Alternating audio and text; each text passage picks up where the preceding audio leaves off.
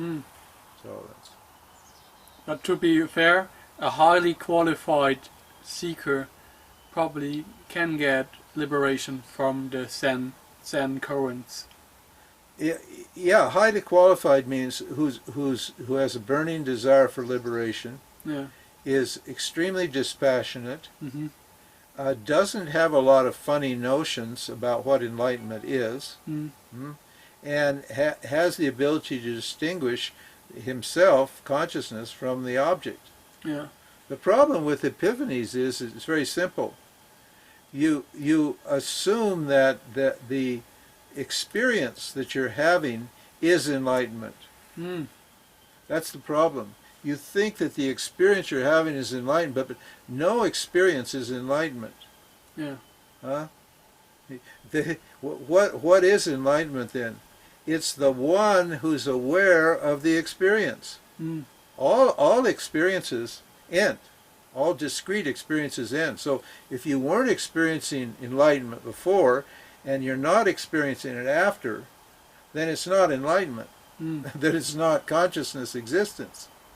And whenever you create an experience by some sort of mental trick or logical trick, then that experience is going to end, and you will not identify with the one who was there before the experience, during the experience, and subsequent to the experience. Yeah. And that is you, consciousness, that's prior to all experiences. Mm.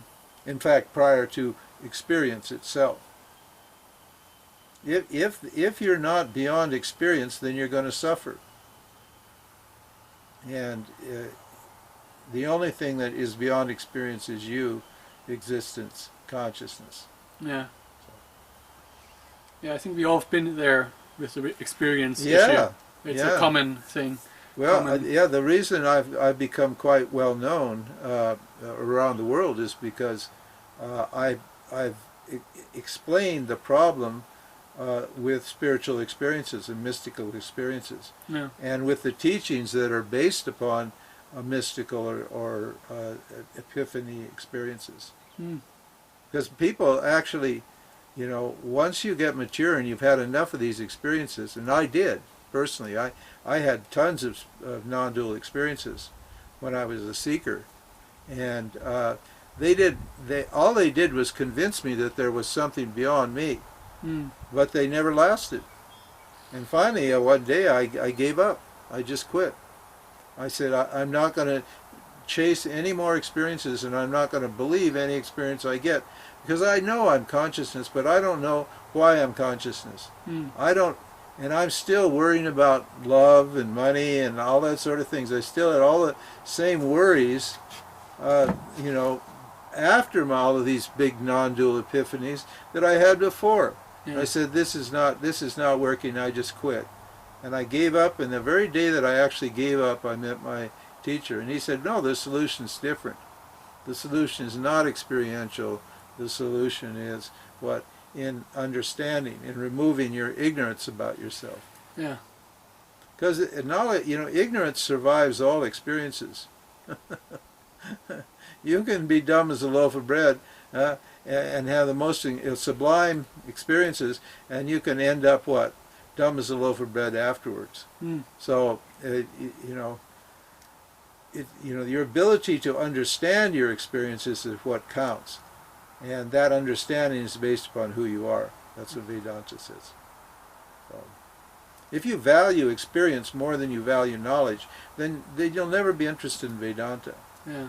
Even though, if you get it, it's what's very interesting, even though if you come to Vedanta, you'll get amazing, immediate, direct experience of yourself through the teachings. But people think it's all intellectual, and they're not prepared to Contemplate learn about it. Huh? Contemplate about it. Yeah, they're not prepared to learn anything and contemplate about what they've learned. Yeah. But once you hear the teachings, you immediately attain samadhi. Mm. And you can remain in samadhi and have that experience, non-dual experience all the time, if you continue to contemplate about it and establish yourself in consciousness as consciousness. Yeah. So Vedanta's we're not just talking through our hats. It's not just intellectual blah blah blah. This is knowledge, Yeah. and it works. There's none of these. There's no path older and more respectable and more effective than Vedanta. Yeah. For what? For removing this ignorance. So. Yeah, because it's telling you that you are already it, what you are seeking. Absolutely. And no experience. No experience is going to prove it. Yeah. Understand. Later on, when you understand it clearly, you'll see that experience confirms it. Yeah. But to seek a particular experience to confirm it is because you cannot prove by experience the absolute, because experience is relative. Yeah.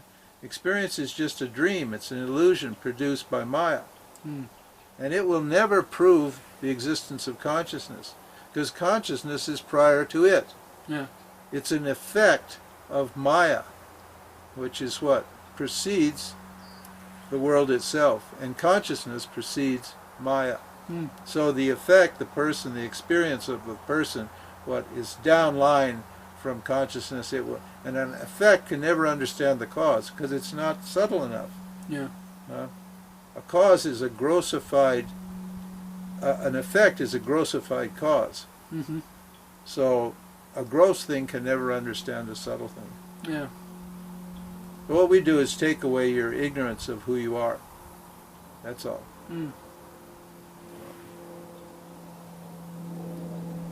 Yeah, it's the biggest issue. Experience and knowledge. Yeah, absolutely. Absolutely. And this teaching, this discrimination between experience and knowledge is having a huge impact. Mm. There are thousands and thousands of people now in the spiritual world are starting to understand what the difference is. Yeah. And that's a huge thing to understand. It doesn't mean we're against experiences. Mind you, we're not against any experiences, because an experience is only what? As good as your ability to understand it. Mm. Huh?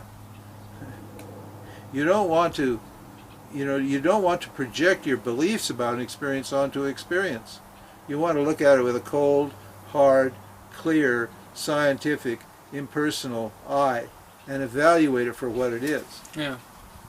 So, and Vedanta gives you that impersonal, clear understanding of reality. Mm-hmm. Okay, very good. You bet. Way to go.